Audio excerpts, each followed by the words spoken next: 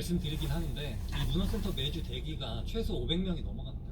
대기도 너무 길고 또 시간과 장소도 정해져 있다 보니까 문화센터 측에서는 금액을 올려도 될 것 같다라고 저한테 진짜 말을 많이 했어요. 근데 저는 절대 안 된다고 했습니다. 일단 35,000원을 유지하고 싶다라고 말씀을 드렸거든요. 근데 당근에서 막 이거를 15만 원에 팔고 뭐 이것도 다른 어떤 플랫폼에서 되팔이를 하질 않나. 근데 이건 좀 아니다 싶더라고요. 그럼에도 불구하고 유튜브에서는 도움을 많이 받았다, 이런 댓글들이 훨씬 많아서 아파트명을 대놓고 언급해 왔는데 지금 안 좋은 말들이 계속 들리다 보니까 어쩔 수 없이 결정을 내렸습니다. 참고로 내 집 마련을 하신 분이나 갈아타기 계획이 당분간 없으신 분들은 가입을 할 이유가 전혀 없고요. 나는 딱 이 금액대 보고 있는데 물어볼 사람이 없다, 이런 분들만 하시면 됩니다. 제가 그동안 해왔던 부동산 이론이나 인생 얘기 등등 전부 예전처럼 다 할 거고, 단지 이 정도 금액대로는 여기가 좋겠다, 이 아파트가 좋겠다, 이 영상들만 가끔씩 올릴 거기 때문에 한 달에 영상 10개를 올린다면은 6개는 뭐 평상시처럼 올리고 4개는 딱 찍어드리는 영상을 올려보려고 합니다.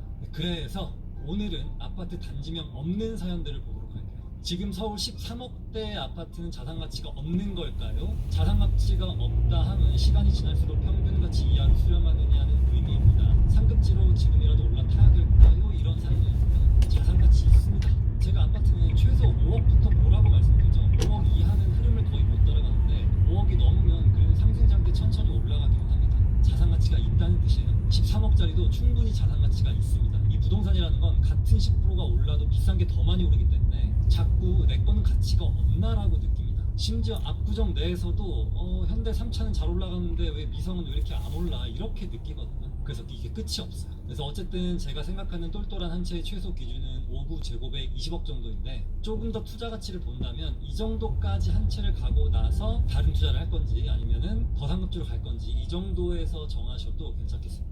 다음 사연입니다. 북과자 재개발을 보유 중이고 직장 한 명은 인천, 아내는 뭐 서대문구, 마포구, 은평구 안에서 5년마다 순환한다고 합니다. 아이는 한 명 있고요. 부부 입장에서는 좋은 선택을 했다고 생각하는데 재건축 이후에 신축 효과가 극에 달할 때쯤 더 보태서 상급지로 갈아타기를 할지 계속 금융자산으로 불려갈지 고민이라고 합니다. 북과자 재개발인데 이분이 가지고 계신 게 디지털 미디어 시티역과 딱 붙어있는 곳이거든요. 여기가 완성이 되면은 이 DMC의 대장이 될 곳입니다. 그런데 갈아타기 할 수 있으면 하세요. DMC 여기 상암 쪽 거주하고 계시는 분들이 늘 느끼는 감정이 뭐냐면 마포는 저렇게 많이 오르는데 우리는 왜 이렇게 덜 오르지? 이렇기 때문에 마포까지 한번 점프하시고, 또는 동작이나 성동이나 강동이나 뭐 그쪽으로 한번 점프하시고, 전산에서 말씀드렸던 5구제곱 한 20억 정도 있죠. 이 정도까지는 한번 가고 그 다음에 금융자산으로 늘려가면 좋겠다는 게 저의 주관적인 의견입니다. 다음 사연입니다. 현재 실거래가 11억인데 15.5억 아파트 가는 건 1.4배 정도 되는데 이 정도면 가는 게 나을지 그냥 이거라도 가지고 가는 게 나을지 고민이라고 합니다. 제가 1.5배를 계속 말씀드려서 이분이 1.4배 정도라서 좀 고민을 하고 계신 것 같은데요. 만약에 가려는 아파트가 1.5배가 정확히 되지 않아도 더 상승 가치가 확실하게 있다면 가셔도 됩니다. 비슷한 급지에서 평수만 늘리는 건 안 되고요. 평수가 좀 좁아지더라도 상급지 점프를 하는 거라면 찬성, 또는 재건축이 진행되면서 진도가 잘 나가고 있고 완공이 되면 확실하게 좋아지는 곳이라면 찬성입니다. 다음 사연입니다. 가지고 있는 아파트의 절대가가 30억인데요. 1.5배 원칙은 꼭 지켜야 될까요? 30억에 1.5배면 45억이죠. 근데 이게 자금이 너무 많이 필요해서 사실은 1.5배를 지켜야 되는 게 맞긴 해요. 왜냐면 절대가가 커지면 커질수록 급지 이동이 어려워집니다. 예를 들어 10억짜리에서 15억짜리 가는 건 그래도 급지 점프를 할 수 있는데 30억에서 35억 같은 5억을 더 쓰더라도 이게 별로 변화가 없어요. 그래서 티가 안 납니다. 잠실에서 갈아타기를 하면 못해도 대치동 신축이나 반포나 이쪽으로는 가야 되는데 이쪽은 40억이 다 넘죠. 네, 그래서 세금적인 비용적인 부분 측면도 있지만 급지를 확실히 점프를 한다 못한다의 의미도 있겠습니다. 다음 사연인데, 제 아들이 5천만 원밖에 없어서 4억짜리 아파트를 매수하려고 합니다. 소형 평수로만 구성되어 있는 구축입니다 라고 합니다. 이럴 경우에는 돈을 조금 더 모으시는 게 맞아요. 5천만 원으로 내 집 마련은 좀 어렵습니다. 과거에 갭으로 사는 게 가능했다면 5천만 원에 어떻게 신용대출 5천에 부모님이 1억 도와주신다면 종잣돈 2억이 되죠. 그 2억 정도의 갭으로 5, 6억대 아파트를 사는 게 가능했는데 지금은 그게 안 되니까 지금 상황에서는 저축을 더 하시는 게 맞습니다. 다음 사연입니다. 상승장에 판 다음에 월세로 기다리다가 하락장에 사려고 합니다. 절대 안 되죠. 하락장이 언제 올 줄 알고. 그리고 상승장에 팔았는데 만약에 그 뒤로 상승장이 더 이어져. 그렇게 되면 난감해지죠. 많은 분들이 이거를 주식이나 코인처럼 생각해서 고점에 팔고 저점에 다시 사야지라고 접근하는데 부동산은 그렇게 타이밍을 재는 시장이 아닙니다. 상승장에서는 고점이니까 한번 팔아볼까? 하락장에서는 더 떨어질 때까지 기다릴까? 이게 아니라 조건에 맞는 갈아타기를 해야 됩니다. 그래서 부동산에서의 갈아타기는 고점 저점을 맞추는 기술이 아니라 시장 상황에 맞춰서 한 단계씩 자리를 옮겨가는 전략이라고 보셔야 돼요. 이 중요한 건 상승장이냐 하락장이냐 보다는 지금 이 시장에서 내가 움직일 수 있는 타이밍을 정확히 읽는 것인데, 그러려면 내가 가고자 하는 곳과의 시세 차이를 계속 비교를 하셔야 됩니다. 작년에는 몇 억 차였고 올해는 몇 억 차였고 또 몇 년 전에는 몇 억 차였고, 이 상대적인 비교를 계속 해나가시면서 그게 조금 폭이 줄었을 때 그때 갈아타기를 하시면 되겠습니다. 오늘 사연은 여기까지고요. 다음 영상부터는 금액대별 추천 아파트 영상을 멤버십 전용으로 올릴 예정이고, 나머지는 원래들 하던 대로 올릴 예정입니다. 그런데 하나 말씀드리자면 아이폰과 안드로이드의 결제 방식에서 가격이 차이가 있습니다. 아이폰은 앱스토어 수수료 때문에 아이폰이 안드로이드보다 10,000원 정도 더 비싸게 나오더라고요. 아이폰 쓰시는 분들은 웹에서 접속한 다음에 결제를 하셔야 안드로이드와 같은 금액이 됩니다. 저도 이 결정을 하기까지 되게 좀 오랜 시간이 걸렸고 또 마음고생도 했는데, 만약에 저 때문에 진짜 몇 명이 악의를 품고 어떤 범죄를 저지르든지 이럴 가능성이 조금이라도 있기 때문에 이거를 배제하기 위해서 이런 선택을 할 수밖에 없었다는 양해 부탁드립니다. 오늘은 여기까지. 감사합니다.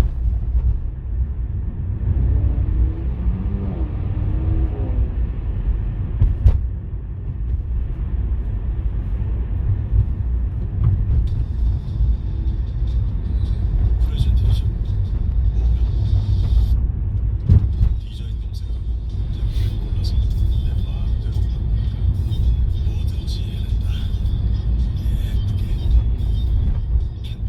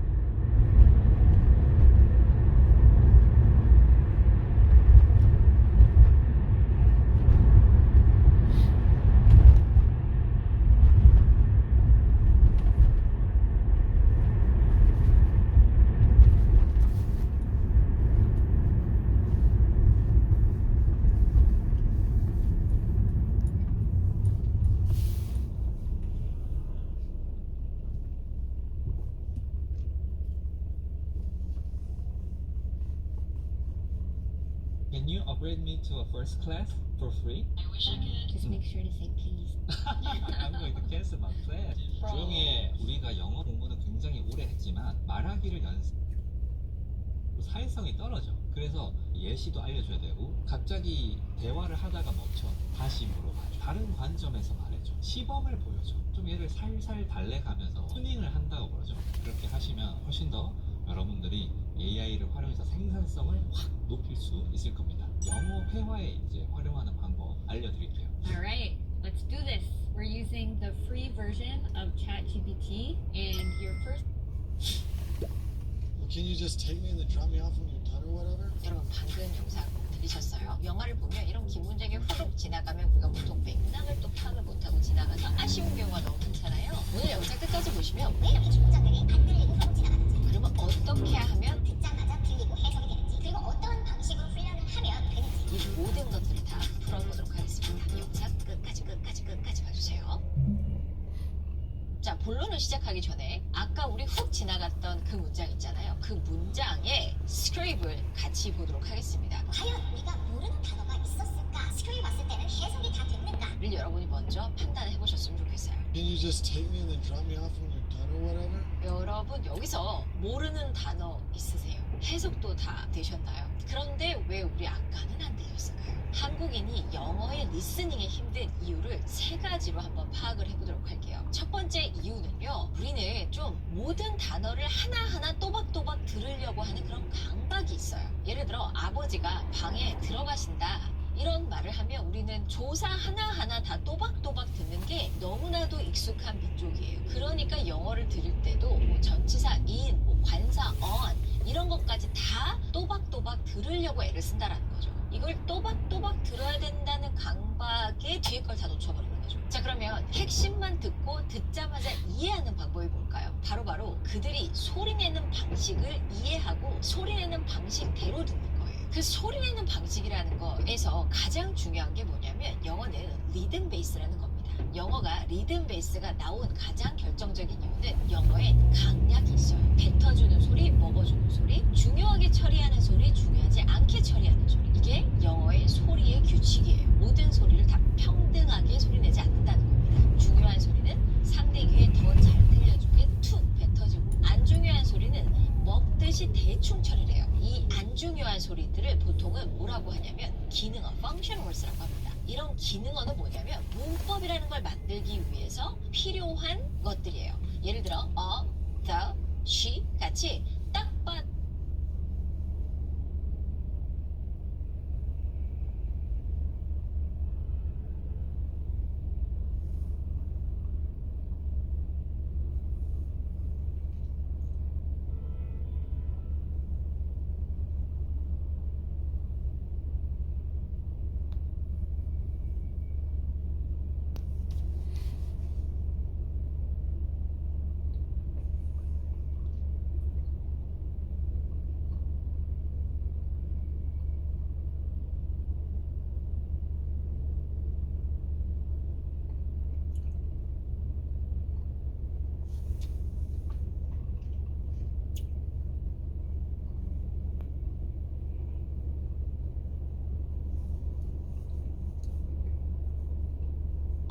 the, she 같이 딱 봐도 이거는 문법이네 하는 그런 것들 있잖아요. 전달하고자 하는 정보가 아니네. 전달하고자 하는 정보는 우리는 content words라고 합니다. 보통은 명사, 형용사, 부사 딱 봐도 중요한 정보야. 이런 것들은 상대 귀에다가 훅 하고 집어넣어 준다라는 거예요. 그러다 보니까 중요한 소리, 안 중요한 소리, 중요한 소리, 안 중요한 소리. 그러니까 뭐가 생겨요? 강약이 생기고, 그러니까 뭐가 생겨요? 엇박이 생겨요. 그러다 보니 리듬이 생기는 겁니다. 바나나가 아니라 banana.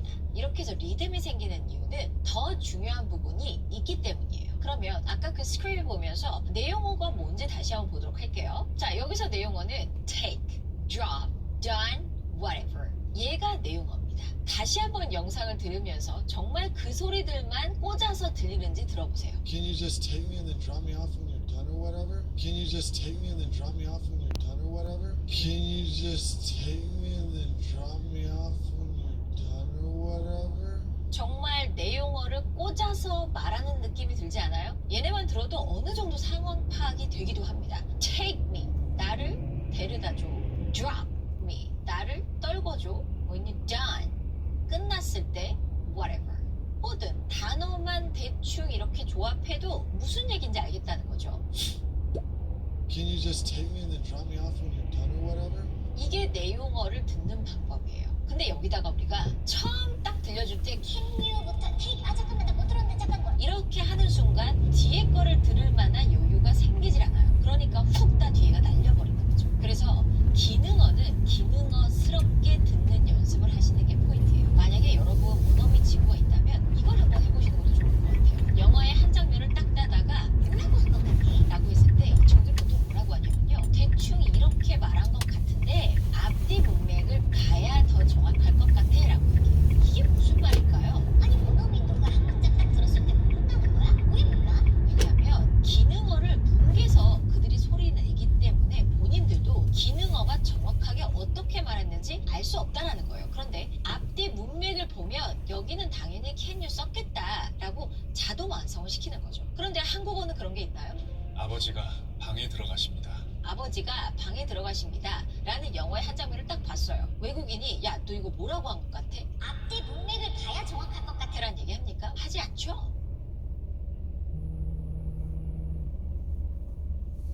010-2637에